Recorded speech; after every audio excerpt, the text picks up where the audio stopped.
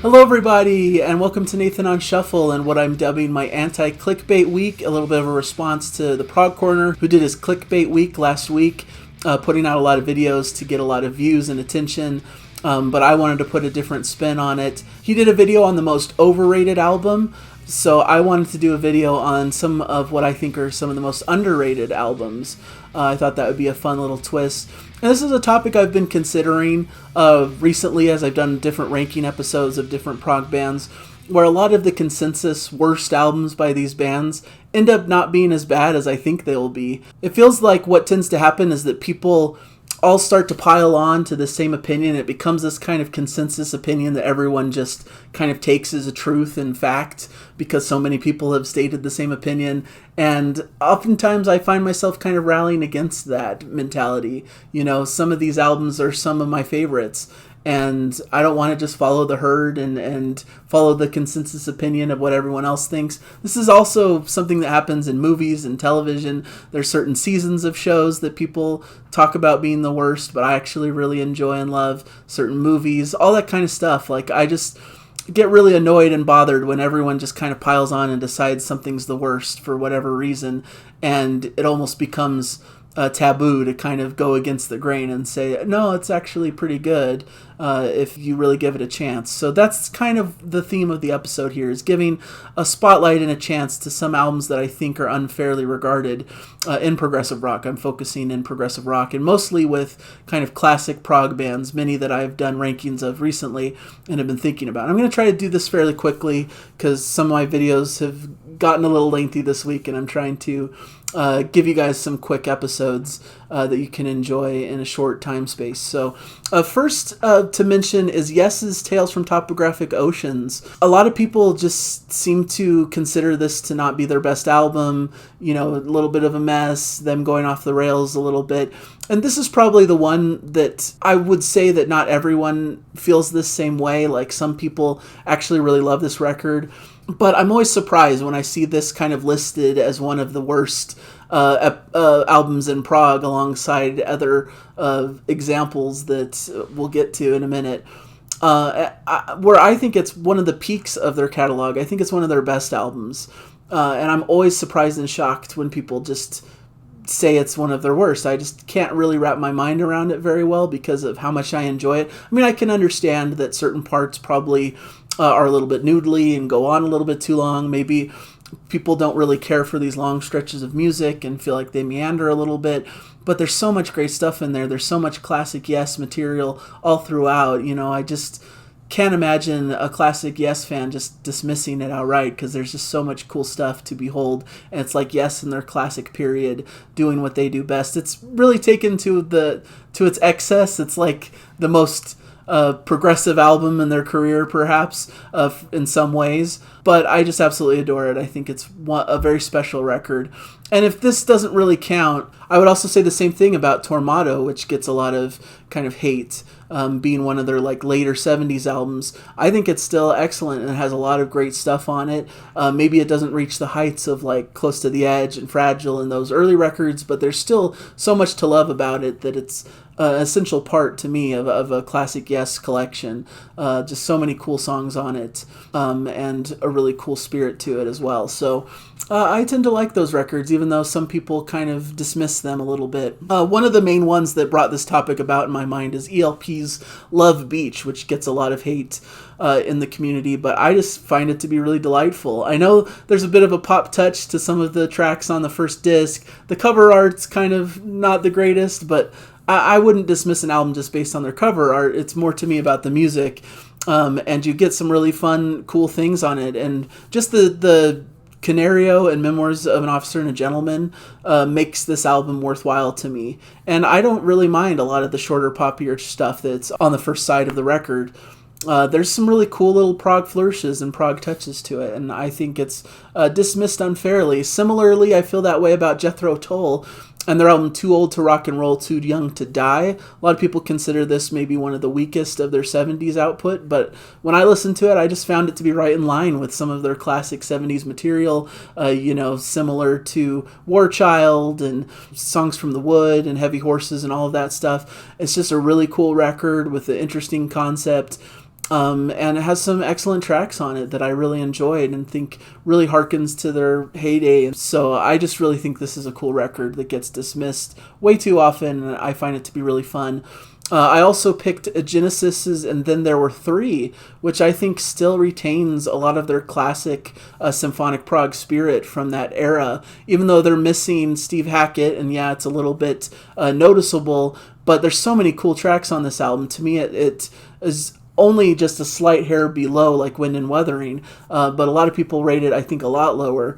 But Down and Out is a really cool proggy expressive opener. You've got Burning Rope is a really cool epic track in there. I really like Scenes from a Night Dream is kind of an upbeat proggy track, and The Lady Lies is a really cool track. With an explosive prog ending. I just really think there's a lot to love about this record, that it should be considered in the pantheon of their best prog material, but for some reason it's just rated a little bit lower. I think it's a little bit underrated. King Crimson, I'm doing right now a listening through their catalog to kind of rank it, and I'm giving away a little bit of my thought here, but In the Wake of Poseidon, I think, is a fantastic record. Very much in line with their debut record, very similar in sound and style, and perhaps that's why it gets a little bit knocked in their catalog, because it follows that blueprint so closely. But it's a good blueprint, and it sounds excellent, and I think it has enough of its own individual character to kind of set it apart.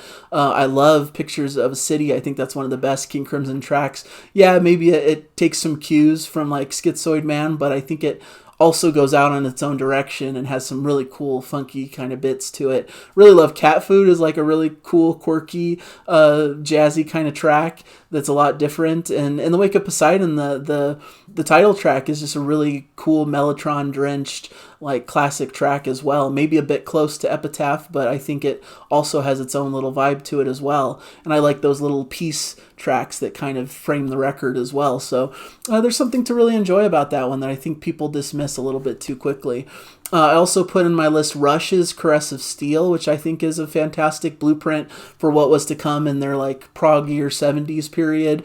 I think it really marked a great turn for them into something a little bit better and more expansive in their sound. Kind of the blueprint for 2112, so to speak. Some really cool, hard rockin' cool tracks in the first side. I think The Necromancer is really excellent, cool psychedelic prog from their early period. And then The Fountain of Lamnith, where I don't think everything completely works on it. Some sections meander and maybe are a bit slower, but overall it's a really cool track, and it has a lot of interesting things that I think would come to better fruition in future records, but it's still really done well here, and I don't think it's a record that should be dismissed. I put in Gentle Giant's Interview as well. I think that's viewed a little bit lower than some of their like classic catalog. I think Interview's just right up to the same level as like Freehand and Power and the Glory. I just love Gentle Giant's track record throughout this period. I could also add The Missing Piece, which I think is a really underrated record as well. Yeah, it has a bit of that poppier sound in the first half, but there's some really cool prog tracks in the second half that make up for it. And I even like the kind of rockier, more, new wave kind of tracks that they're experimenting with. I think there's still a fun Gentle Giant spirit to it that makes it palatable, and a really cool album. But yeah, Interview is just so cool, and there's so many intricate things going on. Some of my favorite stuff, like I Lost My Head and the title track. Design is a really interesting art rock kind of pastiche with some interesting vocals. Just a really eclectic, interesting album. And so any Gentle Giant record I'll defend. The only one that I think is probably deservingly low rated is probably Giant for a Day. But beyond that, I think all of their records are just really cool and fabulous and have so many fun things. And since I've mostly focused on classic prog artists, I feel like it's harder to do this with newer prog bands because we're still kind of in the midst of rating their albums, and it's hard to really settle on how to rate some of their more recent records. But I thought with Dream Theater, a good example is Falling Into Infinity, another underrated record that I think deserves a lot more attention. Has maybe a poppier sound than some of their other records around this space, but still some really cool stuff like Hell's Kitchen and Lines in the Sand. The whole Trial of Tears at the end is just fantastic as well.